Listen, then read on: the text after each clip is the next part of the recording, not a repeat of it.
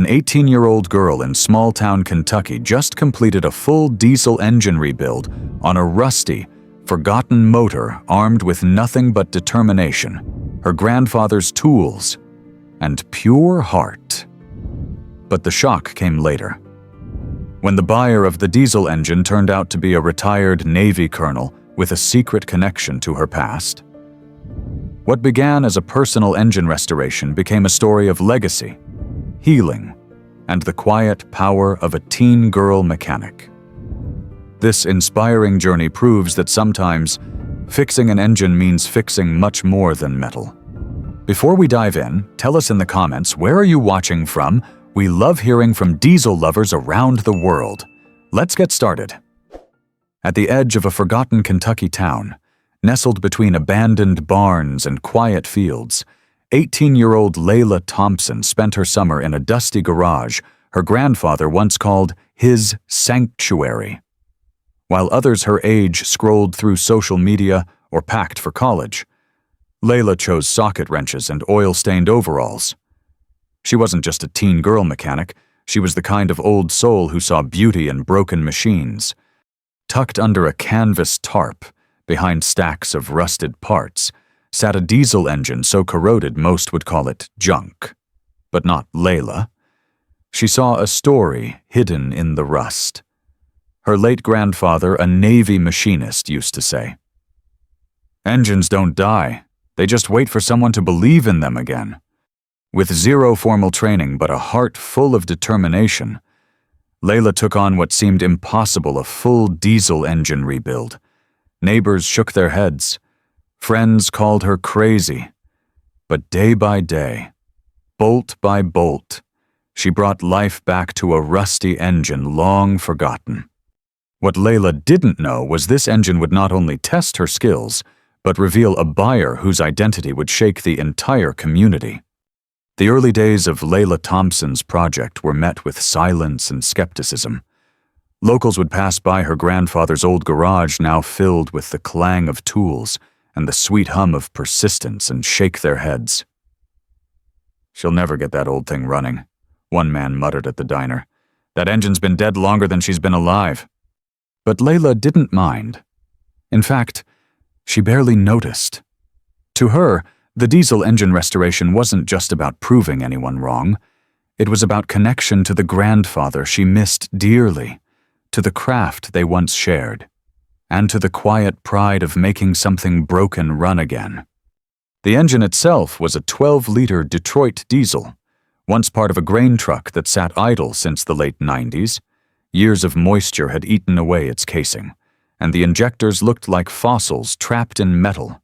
But Layla, armed with a few borrowed manuals, a tablet loaded with YouTube videos, and her grandfather's dog-eared notebook, began the long and messy process of resurrection. She spent weeks dismantling every component, labeling, photographing, cleaning, scrubbing away the corrosion. Her hands bore the marks of labor-cracked knuckles, oil-stained fingertips, and one particularly stubborn burn she wore like a badge of honor. Her nights were lit by a single workshop lamp and the glow of memory of her grandfather showing her how to listen to an engine's heartbeat. One day, while fitting new piston rings, Layla heard a knock on the garage door. It was Mr. Grady, the town's retired diesel technician, long known for his cantankerous attitude and deep distrust of anything new. He stood silently, watching her torque down the bolts with precision most apprentices lacked. "You torque that to spec?" he asked gruffly. Layla nodded. 130 pounds, just like the manual said. Grady grunted, stepped inside, and for the first time in decades, pulled up a stool in someone else's garage. That afternoon, he didn't say much, but the next morning, he returned this time with an old torque wrench and a cup of black coffee. Word spread quietly. The narrative began to shift. By mid-August, what started as a teen girl mechanic working in solitude had become something of a local legend. Layla wasn't just rebuilding a rusty engine, she was rebuilding faith in a trade, in a generation, and in the power of determination. As the final parts came together, she painted the engine block a bold navy blue, a tribute to her grandfather's years in the Navy. She attached a small brass plaque to the side, "Rebuilt by Layla Thompson, age 18. Finally, the day came. With the fuel lines primed and the batteries charged, Layla took a breath and turned the key. The garage trembled. First a click, then a pause, then a roar.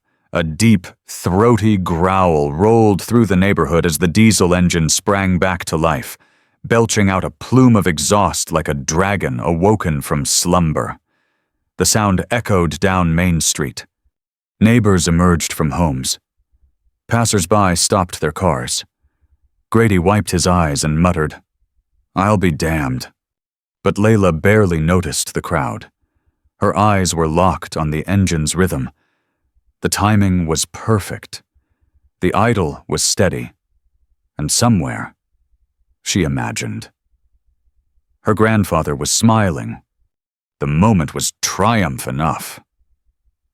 But what came next, the buyer who stepped forward to claim the engine, would be the twist no one saw coming. 2 days after the engine roared back to life, Layla Thompson was still floating on a cloud of quiet pride. She hadn't told many people she planned to sell it. This was never about profit. But her grandfather had always said, "Don't let good work sit idle." So she posted a simple photo and a short listing online. Rebuilt Detroit Diesel Series 60, complete restoration, functional, asking fair price or best offer. She expected maybe a few curious inquiries from nearby farmers or old mechanics. She didn't expect a sleek black pickup truck with government plates to pull up outside her garage 3 days later. A tall man in his 60s stepped out. He wore jeans, a military-style jacket, and an expression both serious and strangely familiar. He introduced himself with a firm handshake. "Name's Call Samuel Whitaker," he said, "retired Navy. I heard you rebuilt something I haven't heard run in 20 years. Layla blinked, unsure whether this was a joke. Yes, sir. The engine's in the bay, if you want to take a look." He stepped in, slowly circling the engine, eyes scanning every detail like a general reviewing his troops. Then, without warning, he stopped at the side of the block where her brass plaque was mounted and placed a hand on it. "I recognize this engine," he said. Voice low. "It powered one of our transport units overseas. Your grandfather's unit, in fact." Layla froze. "You knew my grandfather." "I didn't just know him, Whitaker said, looking up, his voice thickening. "He saved my life in 1987. A fuel line ruptured near a minefield during convoy. He rebuilt the entire engine with one hand and a pocket knife. We all made it home because of him." Layla felt her breath hitch. Her grandfather had never spoken about that. He always told stories about engines, not about heroics. After he passed, the colonel continued, "I lost track of where he'd been buried. But when a Navy buddy sent me a link to your online listing, with your last name, I had a hunch." He pulled out his phone and tapped the screen. Layla's listing photo came up the navy blue block, polished and proud, her name shining on that little brass tag. "I want to buy it," he said. Layla blinked. "But it's not special. I mean, it is to me. But it's just a restoration. To you, maybe. But to me." He paused, choosing his words carefully. "This is the last working piece of the unit that brought my men home. Your grandfather taught me that an engine's only as strong as the hands that build it. You have those hands. Miss Thompson?" She didn't know what to say. No one ever told her that her late nights under a single hanging bulb might lead to something this meaningful. "I'll pay your price," Whitaker added. "But I'd like to do more. With your permission, I'd like to install this engine in a mobile engineering training unit and name it after your grandfather. And you." Layla stared at the man, her vision blurring. "That's more than I ever imagined." "That's what good work deserves," he replied. As the deal was finalized, news traveled fast. The buyer's identity shocked the entire community, not just because of who he was, but because he saw in Layla what the town had almost missed: a young woman with calloused hands, quiet strength, and the heart of a legacy she never knew she carried. And the engine. It wouldn't be tucked away in a corner or parked on a show floor. It would go back into service not in war, but in teaching the next generation how to fix what others give up on. After the news broke that Colonel Samuel Whitaker, a decorated Navy veteran, had purchased Layla Thompson's rebuilt diesel engine and planned to name a training unit after her and her grandfather, the town of Maple Ridge suddenly didn't feel so small anymore. What had once been casual glances and raised eyebrows when Layla walked into the local hardware store were now replaced with warm greetings and lingering smiles. People who once doubted her, the old men at the diner, the auto parts clerk who insisted she needed a man's help, were now offering her free supplies, cups of coffee, and apologies wrapped in awkward praise. But for Layla, the biggest shift wasn't in how others saw her, it was in how she saw herself. For years, she'd worked in the shadow of her grandfather, convinced that her passion for machines was something quaint or even odd for a girl her age. She didn't talk about it much at school, and few of her peers understood why she'd rather spend a weekend elbow-deep in motor oil than at the movies. But standing next to Colonel Whitaker that afternoon, as reporters snapped photos of her next to the navy blue engine she had brought back to life, Layla felt something change deep inside. For the first time, she wasn't just the girl who works in that old garage.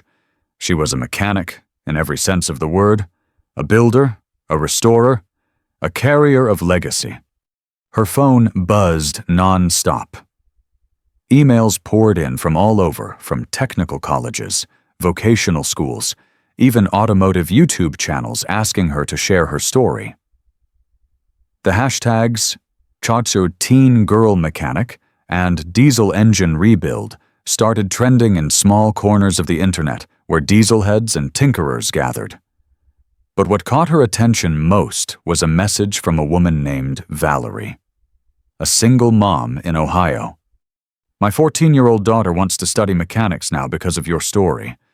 She says, 'If Layla can do it, I can too.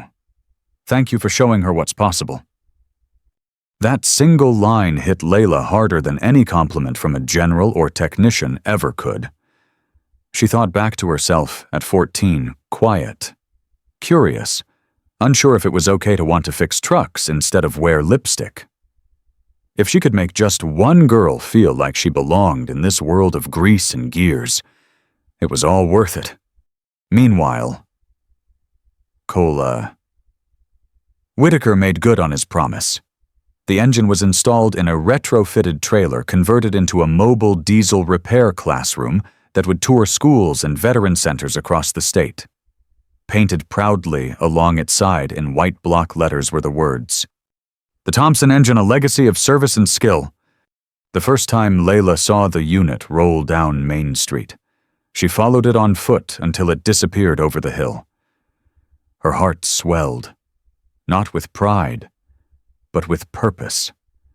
Her work was now helping others learn, grow, and dream just as her grandfather once helped her.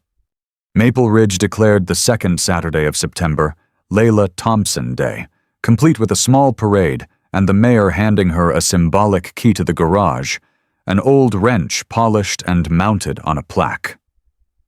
Layla laughed, embarrassed, but moved. More than any title, more than the likes or headlines, Layla was proud that she had taken something broken and made it whole again. Not just an engine, but herself. And as the town gathered around her, watching the once-forgotten girl in the dusty overalls stand confidently before them, one thing was certain: they'd never see her or the role of a mechanic the same way again. A week after Layla Thompson Day, the mail truck pulled up to the Thompson house and dropped off a padded envelope with no return address. Layla opened it at the kitchen table, expecting maybe another article clipping or a thank you letter from someone moved by her story. Instead, she found something entirely unexpected, a formal letter from the American Institute for Diesel Technology, one of the most prestigious mechanical training programs in the country. The header shimmered in blue ink. Inside was a typed message that made her heart race. Ms. Thompson, your exceptional work and the values you represent have not gone unnoticed. We are honored to offer you a full-ride scholarship to our Advanced Diesel System Certification Program in partnership with Cummins and Mack Trucks. We believe your hands belong not just under the hood, but on the future of engine technology. Her mother gasped when she read it over her shoulder.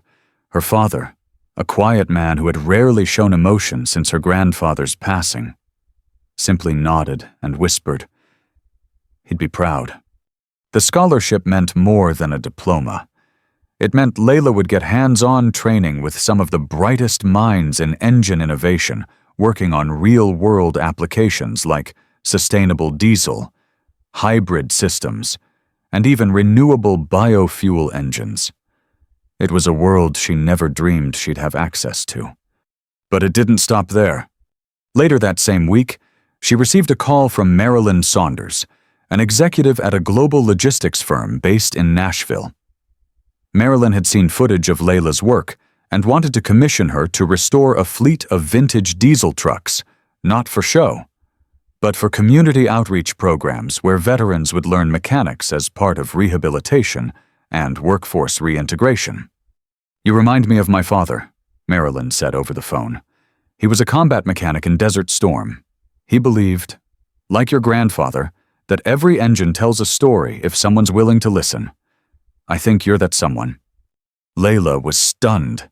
She'd gone from a girl working alone in a garage to someone people called when they needed vision, skill, and soul. Still, she wrestled with a decision. Taking the scholarship meant leaving Maple Ridge, at least temporarily. It meant stepping into a new world with sharper tools, tighter deadlines, and maybe fewer people who looked past her age and gender. But it also meant growth. She visited her grandfather's grave that evening, the letter folded in her jacket pocket.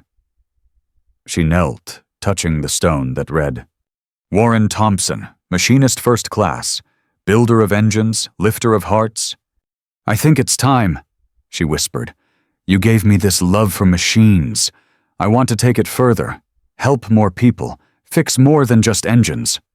And with that, she made her choice.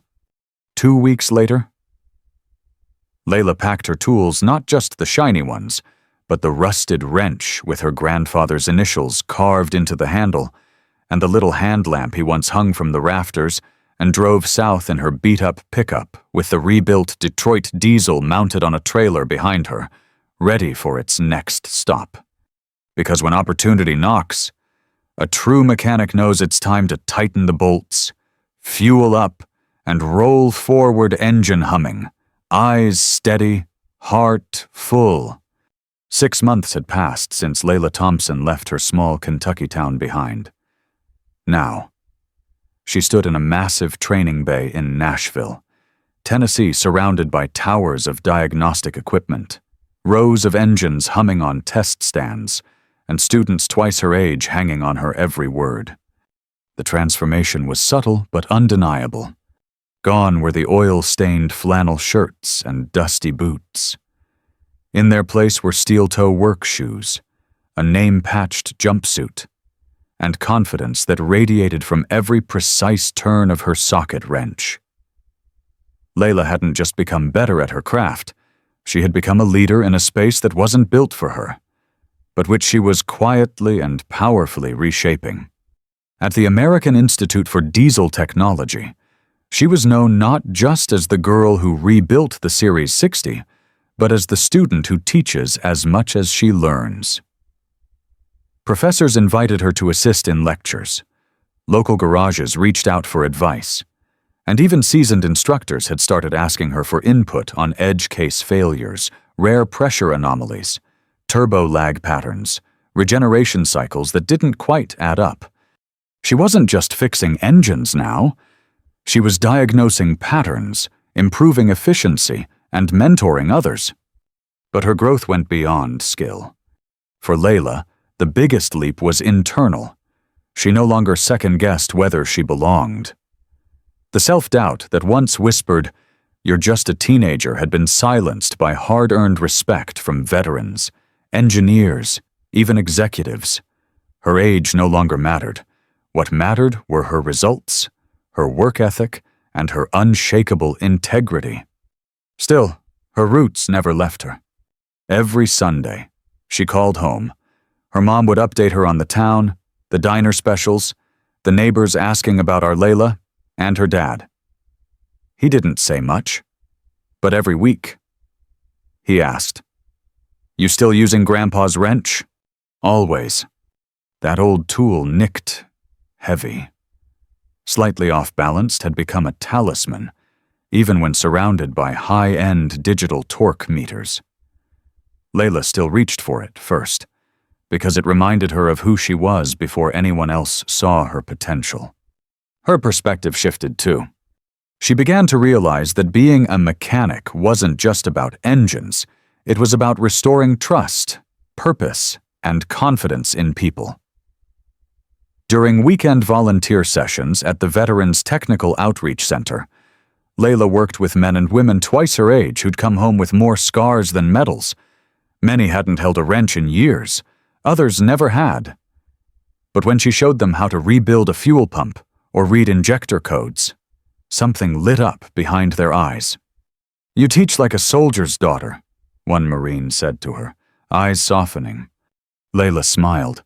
"I was raised by one." By spring, she'd been invited to speak at national conferences on young women in trades. At first, she declined. Public speaking wasn't her style, but eventually, she said yes. Not because she wanted the spotlight, but because she knew there was a girl out there like her sitting in a garage somewhere, unsure if she belonged. At the podium, she kept it simple. "I didn't grow up thinking I'd rebuild engines. I just grew up watching someone fix what others gave up on. And one day, I realized that's what I wanted to do too. If you love it, if you believe in it, you can do it, even if your hands shake the first time you hold a wrench." Layla didn't just grow into her skills, she grew into her purpose. And as she stepped off that stage, applause still echoing behind her, she understood something for the first time. She hadn't just rebuilt an engine, she'd rebuilt herself. It was a crisp autumn morning when Layla Thompson returned to Maple Ridge, a place that now felt both familiar and forever changed. The garage where it all began had been freshly painted. The old creaky sign that once read Warren's Workshop had been replaced with a brushed aluminum plaque. The Thompson Center for Mechanical Learning, in memory of those who fixed more than machines. Thanks to the sponsorship of Cole Whitaker and several anonymous donors, the once-forgotten space had transformed into a learning center for local teens, veterans, and anyone curious enough to pick up a wrench. Layla had been invited back, not as a guest, but as its honorary founding mentor. As she stepped inside, the smells of rubber, steel, and coffee wrapped around her like an old denim jacket. There, on the center engine block, was the very first Detroit diesel she rebuilt, cleaned, polished, and proudly displayed like a war medal. Dozens had gathered for the reopening teachers, mechanics, families, and most moving of all, young girls with ponytails tucked into ball caps, holding toolboxes with initials carefully etched in marker. Layla took the stage beside Mayor Garland, who grinned proudly and spoke into the mic. "Today, we honor not just an engine that runs, but a legacy that lives." Layla Thompson reminded us that expertise has no age, and determination doesn't care about stereotypes. This center will serve generations because one girl decided not to wait for permission, she just started turning bolts. The crowd cheered. Layla's cheeks flushed, but she didn't shy away. When it was her turn to speak, she took a deep breath and looked across the room. Her eyes landed on a teenage boy in coveralls too big for his frame, nervously holding a notepad. In the back stood Grady, the old diesel tech, giving her a slow, proud nod. Near the door, "Call?" Whitaker stood tall, arms crossed like a general, his face as steady as the steel in his voice. Layla stepped forward. "I started working in this garage because I missed my grandfather." She began, her voice steady but tender. "I didn't know what I was doing. I just knew I had to try. That's what mechanics do. We don't walk away when something breaks. We lean in, we listen. We rebuild." She paused, letting the words settle. "This building isn't just for teaching people how to fix engines. It's about reminding folks that everyone deserves a second chance, even if they're rusted, overlooked, or written off, especially then." Applause filled the room, not the thunderous kind, but the kind that came from hearts clapping, too. That night, Layla walked the town's quiet streets alone. The stars spread above like polished chrome bolts on black velvet. She stopped by her grandfather's grave once more. This time not in mourning, but in gratitude. "I get it now," she whispered. "It was never about just engines. It was about the people they serve, and the lives we touch when we choose to care." The next morning, the Thompson Center opened its doors to its first class. Layla didn't stay to supervise. She handed the keys to a 16-year-old girl named Marley, who reminded her of herself, stubborn, smart, and hungry to prove she belonged. Then Layla drove away in her truck, toolbox in back, new destination unknown. Because this wasn't the end of the story. This was the spark of something bigger.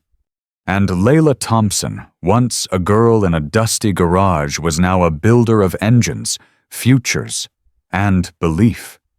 Anyone can rebuild what's broken if they care enough to try, and believe enough to finish. As the autumn sun dipped behind the hills of Maple Ridge, Layla Thompson didn't reach for another wrench.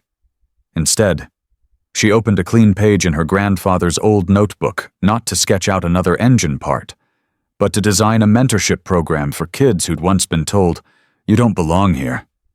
This time, they'd hear something different. She knew now that beat-up engine she brought back to life wasn't just a machine. It was a message. A second chance. A voice for every girl with calloused hands, every teen from a small town with a big gift, and every person who'd ever been overlooked. The quiet girl who once fixed engines in the shadows had become the mechanic who'd light the path for others. Because for Layla and for those who follow, the goal was never just to make things run. It was to prove they still mattered. The end. Up next, 2 more stories built to move you. Click to keep turning the page with us, and don't forget to hit subscribe if you believe second chances are worth building.